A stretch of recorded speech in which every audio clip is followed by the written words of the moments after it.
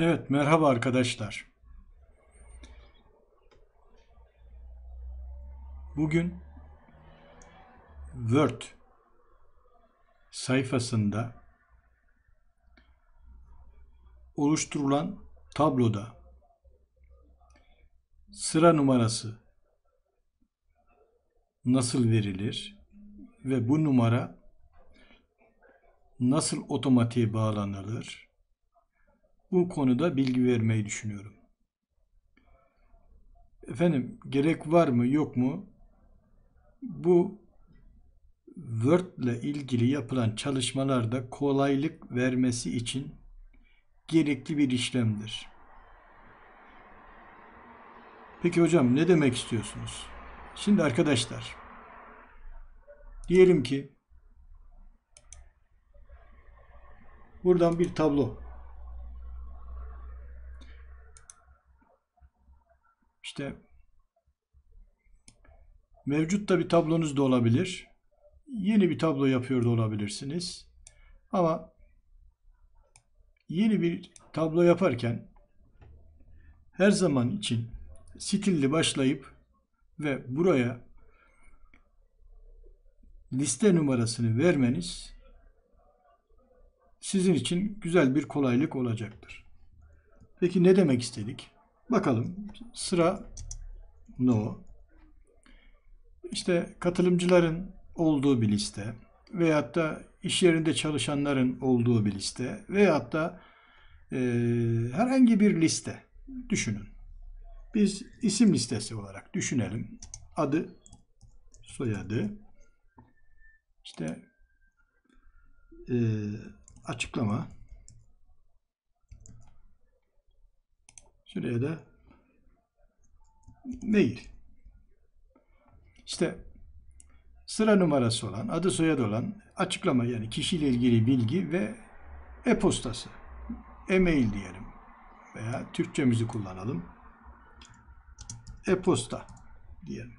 Bakın, ekleden tablo dedik. Buraya geldik.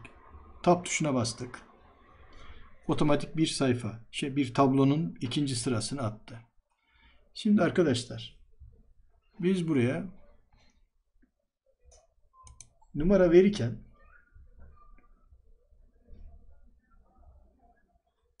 şuradan bir numara seçiyoruz.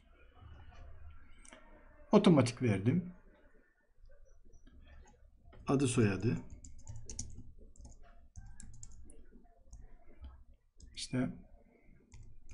İşte falan filan.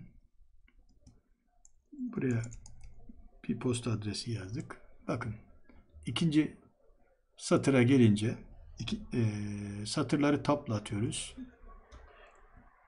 Hasan Kaş.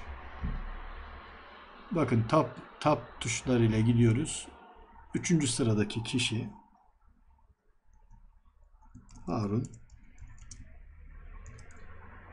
Bıyık.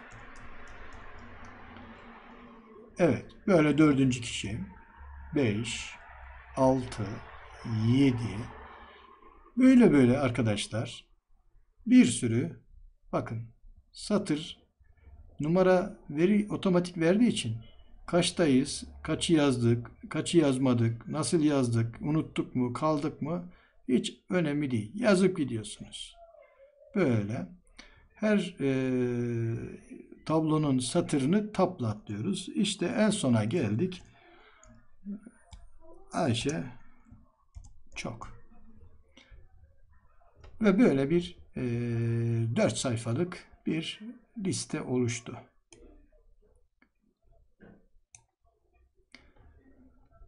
Arkadaşlar, bu otomatik listedir.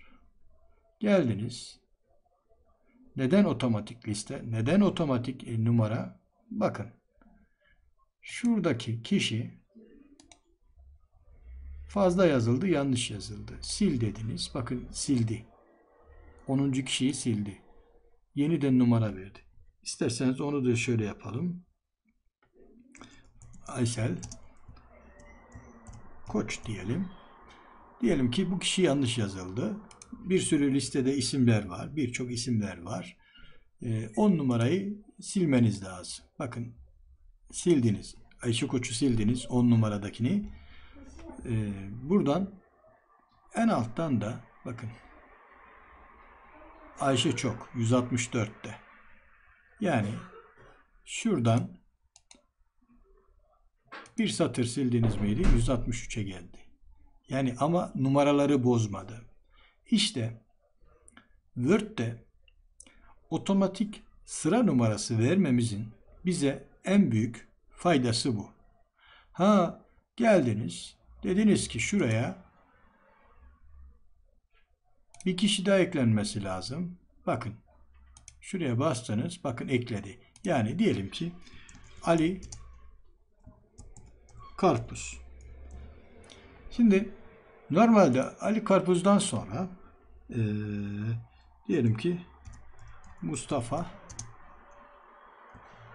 Taş.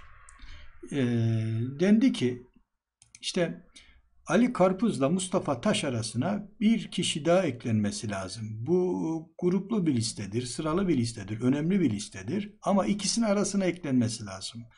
Ve 500 kişilik bir sıra numarası düşünün. Aşağıya doğru numaralar yenilenecek. İşte o yüzden biz bakın 17'yi yeniledik.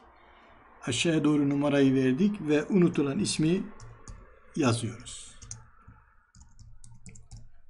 Bakın. Bu şekilde en son numaramız bizim 163'tü en son. Hatırımdaydı. 165 olmuş daha doğrusu. Buraya da geldi. Yani sizin buradaki sıra numarasını otomatik vermeniz sizin bir daha numarayı yeniden güncellemeniz, revize etmeniz gerektirmiyor. O yüzden arkadaşlar böyle Word'de tablolarla uğraşırken eğer sıra numarasıyla çalışacaksanız otomatik verdirin. Elinizde verirseniz ne olur? Otomatik gelmez. 5'i sildiğiniz zaman 4'ten 6'ya atlar. 5 silinmiş olur. Buna çok dikkat edin.